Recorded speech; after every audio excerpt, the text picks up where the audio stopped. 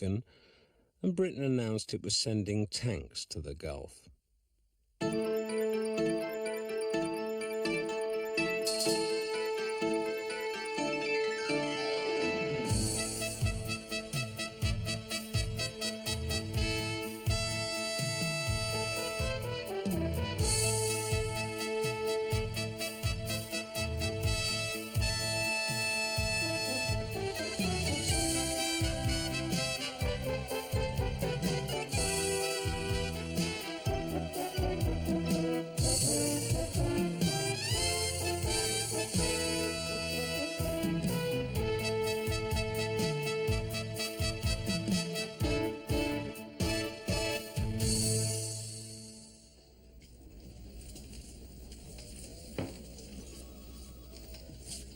God, George, you look awful. It's this insomnia. Lay awake half the night, and then when I finally did nod off, I had this awful anxiety dream. I was being hanged for witchcraft, and the hangman took off his hood, and it was Paddy Ashdown. Well, according to Freud, that's a very common dream, being hanged. What does Freud say it signifies, then? Fear of impotence, I think. Impotence? Well, that would explain Paddy Ashdown. Look, before Gus gets here for this meeting of his, And I've got this strange rash round my elbows. George, before Gus gets here, what did we want to do about which city's going to get the Olympics? Actually, I think Dave's got the latest on that. Dave? Well, look, I hate that part of it just as much as you do. Yeah. No, I don't think now's a good time to tell him. Dave?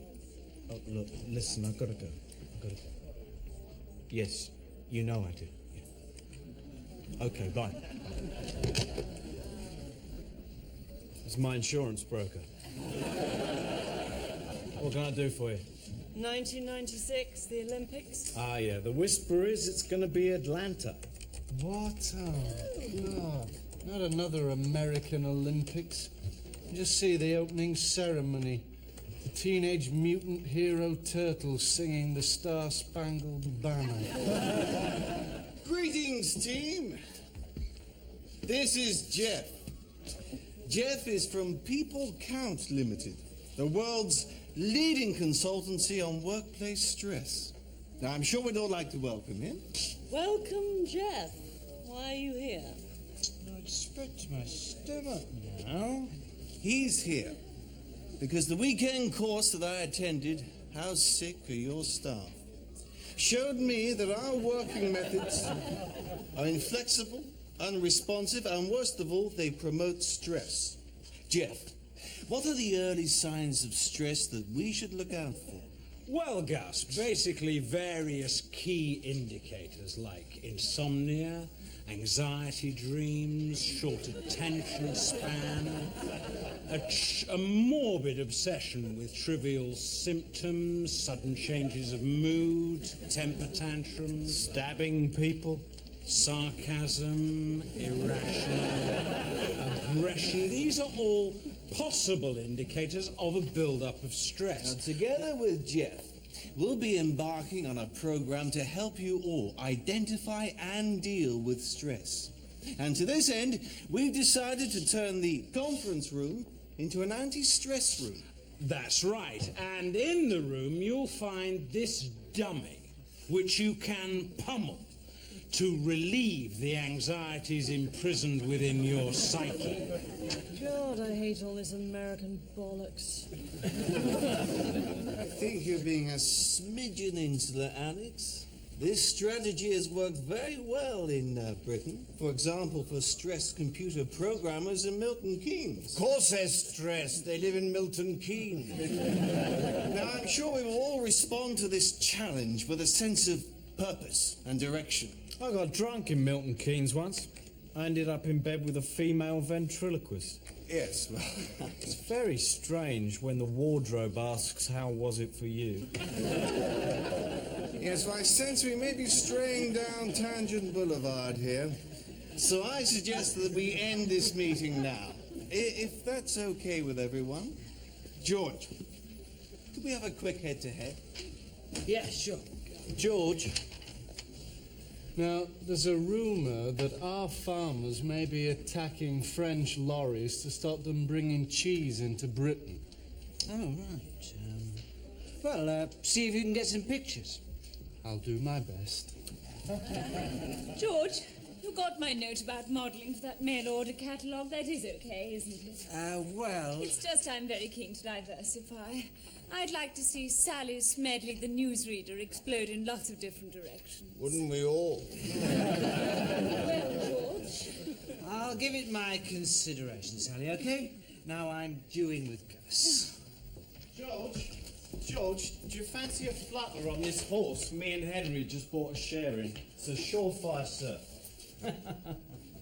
This horse me and Henry bought a share in. That's an interesting use of grammar, considering I paid the whole £8,000.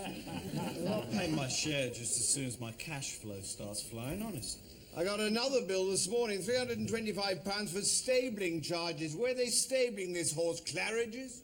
You will get all that back and a lot more besides, day after tomorrow when Arab Grey wins first time out at Sandown. Yeah, it's a green Citroen lorry. Okay. Now, you've got the registration number, haven't you?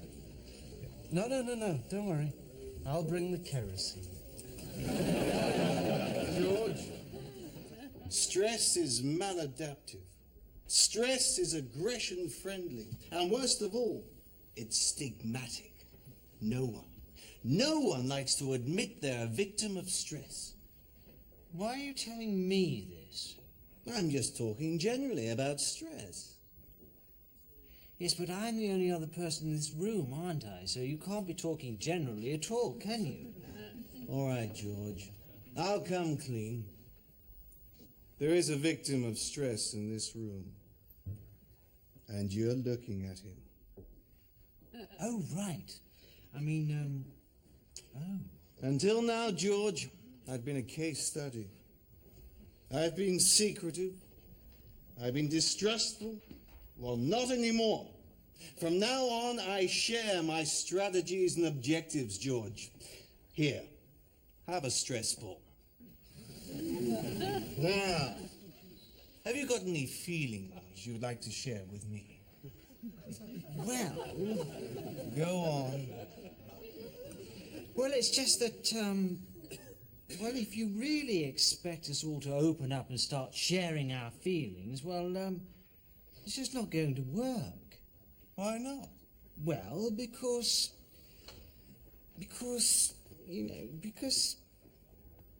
we're English.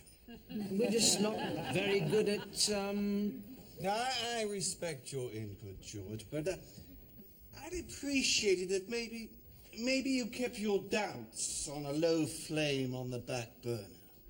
Okay? It's all right. This is going to be a growing experience, George. We're all going to grow together. Here, have another stress ball. You seem to have pulled all the fur out of that one. The mail order catalogue people have been on to my agent. They're getting impatient, George. The name Selina Scott has been mentioned. Yes, well, I said I'm considering. Well, how long does a spot of considering take, for God's sake? Honestly, it's like working for a month.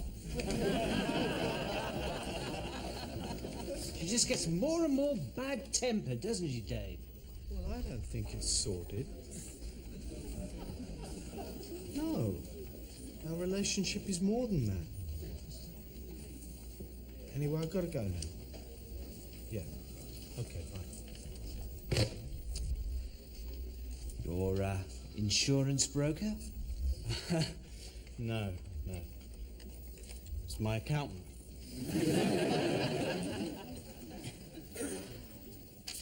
Right, is there anything else breaking? Yeah, there's more news on the Maxwell story. Apparently Maxwell's million was used to buy Gary Lineker. He bought Lineker. Well, you know, it was his kid's birthday, the shops were shut. Right, now maybe we should do a piece on the strengths and weaknesses of the Challenger tank. Well, the engine's poor. It's not as reliable as the German Leopard 2s or the American Abrams, and it came last in the NATO field exercises. I mean, basically, it's the Skoda of the tank world. Why are we turning to the Gulf? Well, we're probably hoping to claim on the insurance.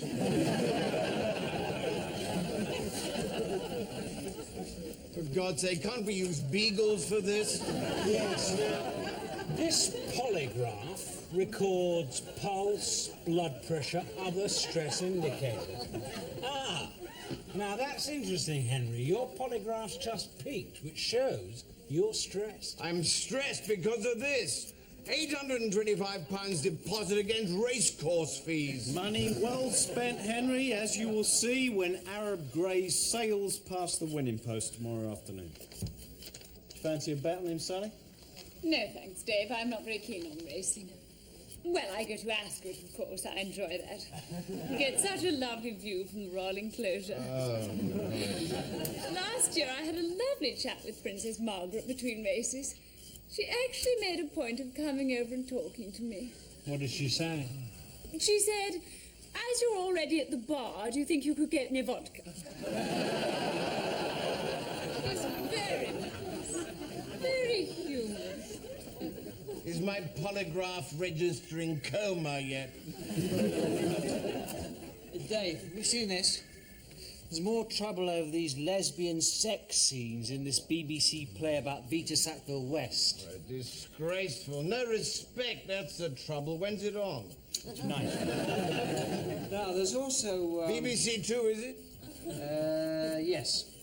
Now, there's also this story... What time? 9:25. 9:25. Disgusting. Can we stop talking about lesbian sex scenes? Only Henry's polygraph's gone right off the paper. You know, Alex, I wish you'd been on Jeff's course. What it demonstrated was that in any office situation, you can break people down into 4 basic personality types. Adapter dealers, conserver holders, supporter givers, and controller takers. It's terribly interesting. I mean, what type would you say George was? A whinger bungler. Alex, I sense a certain amount of resistance from you towards this approach. Are there perhaps personal pressures which are diminishing your receptiveness to new ideas? Maybe we could explore this area. Yes. Spot of boyfriend trouble, is it? Beg your pardon. Oh, it's just that George was telling me you've had a bit of a bumpy time with your young, well, your very young Greek fella. None of your bloody business. Gosh, Yes, I think actually, Gus, we're running before we can walk here. I feel Alex is hostile towards our consultation strategy because of her personal problems. No, I am hostile to this consultation strategy because it is the biggest waste of time since Andrew Lloyd Webber took piano lessons. With respect, the whole point of this strategy is to make your team function better. Well, if you really want it to function better, then I suggest that instead of wasting all this pseudo-psychiatric mumbo-jumbo on a totally sane, unstressed person like me, you should really be directing at a genuine stress-riddled basket case like George. Perhaps you could enlarge on basket case. George is a waste of 2 filing cabinets worth of valuable office space. Just half an hour ago, his indecision cost me a lucrative modelling contract. He's weak, he's disorganized. I think I got this list off Alex. Putting George to one side, just for a sec. I rather wanted to concentrate on the way you see your own role here, Sally. I hope you'll approach this observation in a positive way. I just wondered whether you occasionally have a problem with your attitude towards others. I'm sorry, Gus, you've lost me. Well, all I'm floating is, if you were less confrontational, would you be, well, more popular? I could hardly be more popular, Gus. Last week my fan mail totaled 341 letters, 112 of them requesting photos. Yes, I was thinking more in an office context. You're saying I'm unpopular in the office? In some respects, yes. On what basis do you have for saying that? Well, for a start, there's the graffiti in the lift and in the toilet and in the canteen. All of it not totally complimentary about you. Yes, I think perhaps, Gus, we're getting overly specific here. Perhaps Sally could tell us what other problems she perceives here. Well, obviously, the general quality of the staff. I got this list from personnel. I've asterisked all the ones I feel are inadequate. How helpful. Oh, I see George has 3 asterisks. George, listen. I need to borrow 50 quid to put on my horse, you know? My contact says it's a dead cert. Dave, once before you told me about a horse that was a surefire cert. Remember? Oh, yeah. Well, that was just bad luck. I mean, it's very rare for a racehorse to develop agoraphobia like that. Hi, everything okay? See, the thing is, this horse is the brother of Desert Orchid's cousin's sister. And I am telling you, it is an absolute... That dummy's wearing a tie. Yeah, the thing is, the horse is... Very like my tie. What? That tie. It's just like my tie. Look. See? Well, it's like it, yeah, but it's not absolutely identical, is it? I mean, there's a few more stripes on this one. It's very similar. George, you're just being paranoid. You always think things are going on you don't know about. Hello? It's your accountant. She's crying.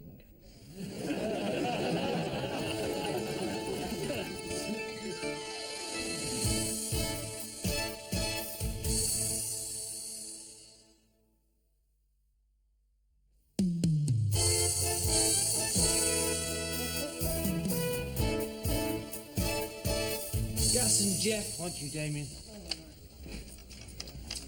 By the way, your footage of the angry English farmers attacking that lorry. That was terrific, wasn't it? Where that lorry driver was screaming and waving his arms about the way the French do. He was Belgian. Sorry? He was Belgian. The driver was Belgian. The cheese was Belgian. And the ambassador who just rang me was Belgian. He's saying you put the farmers up to it. Oh, come on, George, as if We I'm will doing- discuss this later. Now get in there with Gus. Perhaps we should do something more on this spat between Tebbit and Lord Young about Young's autobiography. You know, maybe interview each of them in turn. I don't know, Tebbett's very difficult to interview. He always adopts the same position, that basically he's the man in the pub. Yeah, the unpleasant git at the bar with the big space round him. Well, it's easy to be critical, but nobody's perfect. You obviously haven't read Lord Young's autobiography. What part of your job strikes you as the most stress-creating bit? That's easy. Dealing with George. Why do you say that? Oh, because he's always imposing silly restrictions, you know. Don't do close-ups on fresh pools of blood. Don't force entry into people's homes. You know, stupid, petty things like that. When you're out on a major news story, some disaster, something like that, what exactly do you feel? Well, it's difficult to describe. I get this feeling of ecstasy. It's so fulfilling and satisfying.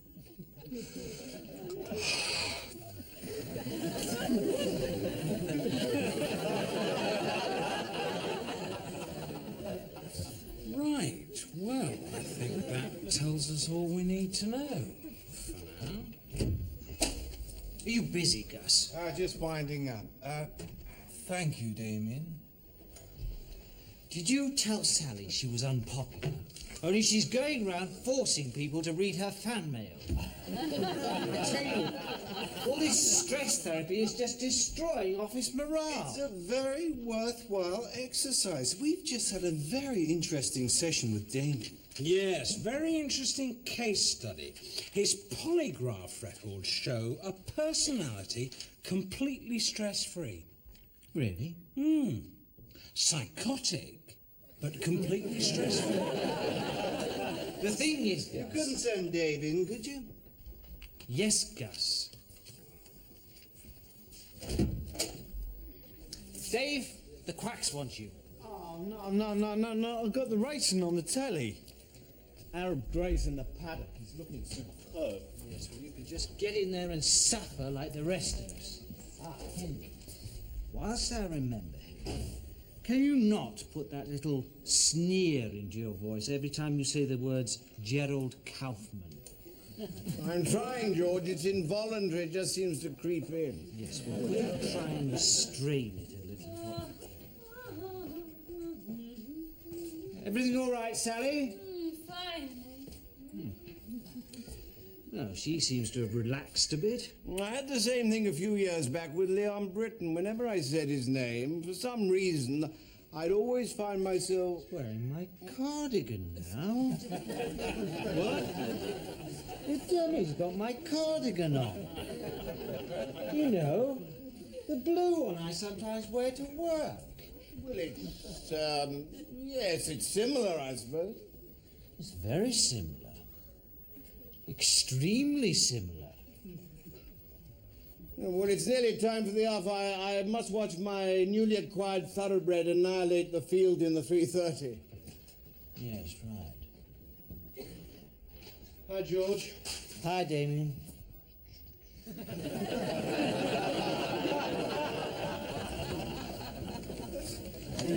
All we're doing, Dave, is giving you an opportunity to assess the way your private life interacts with your job and the way that this relationship is... What relationship? Who said I'm having a relationship? The relationship between your personal life and work life. Oh, right. I'm sorry. You're going to have to excuse me, gentlemen, because Henry's just reminded me I've got to finish a special feature on race. You know, racial tension in the 90s, more blacks in the police force.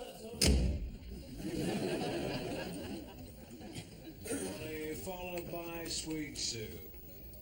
And trailing in last place, 20, maybe 25 lengths behind Arab Ray.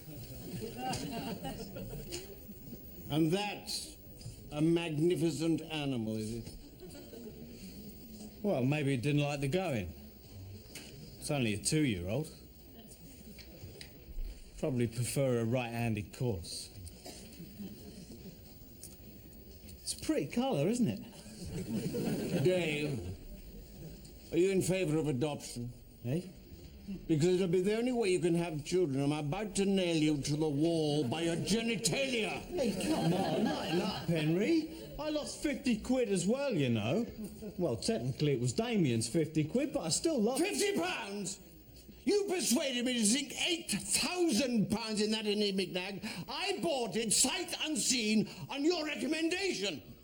This is what comes from listening to morons with all the brain power of an educationally subnormal amoeba. Hey, listen, nobody calls me an amoeba. You two shut up. Grow, for God's sake. Now, come on. Gus wants us for the group assessment session. He called me an amoeba. I don't care. Right, well, since you all work so closely together, I thought it might be rewarding for us to have this group session. Yes, to analyse how we all interact within the unit and appraise our working relationships together. Right. Anyone want to kick off? Yes, George. I'd like it placed on record that I think this anti-stress program is placing us all under intolerable stress.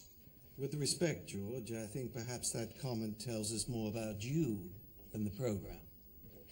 Now, maybe if we get pairs to examine their working relationships. Sally and George. No, maybe that's not a good one to kick off with. Sally and Henry. No. Dave and Henry. You start.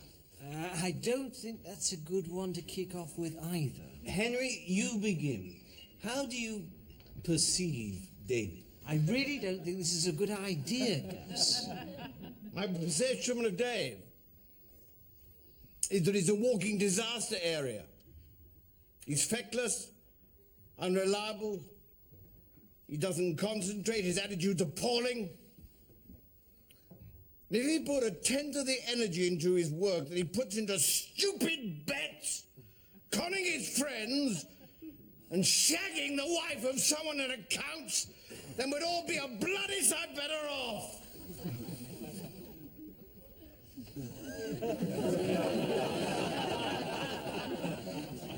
Yes, thank you. Maybe if we moved on to Damien and George. I'd like to air my perception of Henry, please, Gus. David, that's all right. My perception of Henry is that he is a fine newsreader. He combines a good editorial brain with an authoritative, measured delivery that in my book makes him the best. He is incisive, he is professional, but above all, he is a towering, grade A hypocrite, an arrogant bore, and a vindictive, big-mouthed git who needs teaching a lesson. Dave, perhaps you'd like to make use of that anti-stress room. No, that won't be necessary, thank you, Gus.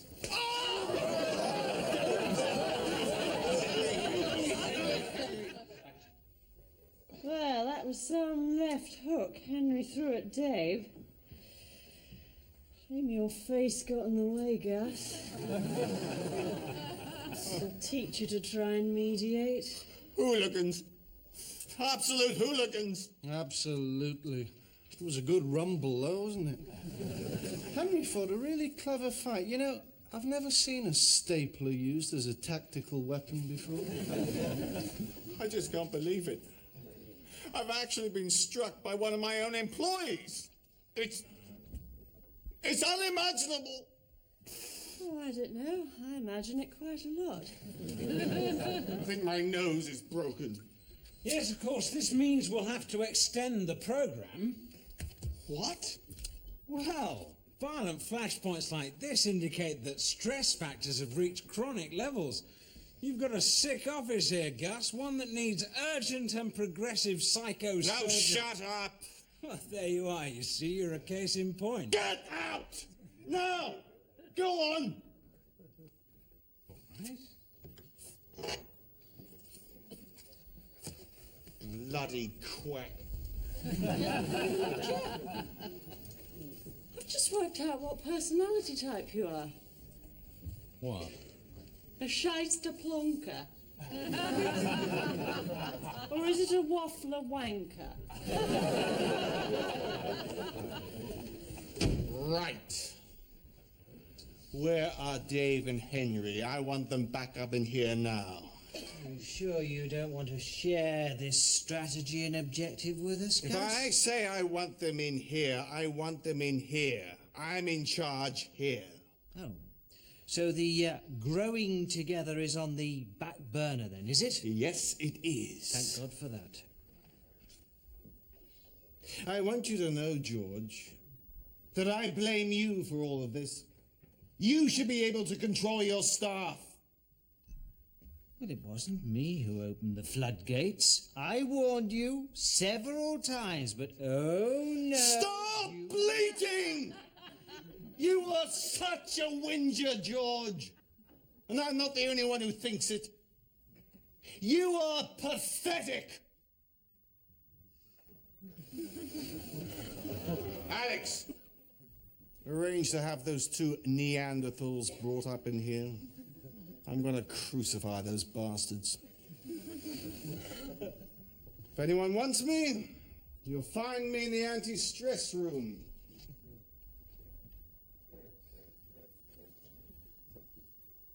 George, give me your jacket.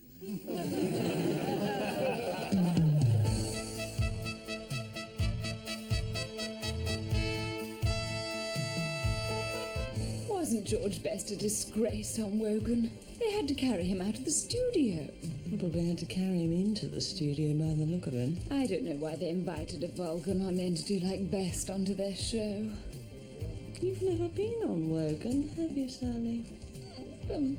Or Aspel? Well, Or Honeyford? I don't believe in appearing on chat shows, Alex. It diminishes my credibility as a serious anchorwoman. Right, well, I'll tell the Beeb you don't want to do Wogan next Wednesday then, only they rang early. What? Wait, but have you got the number? Fooled you. I think it's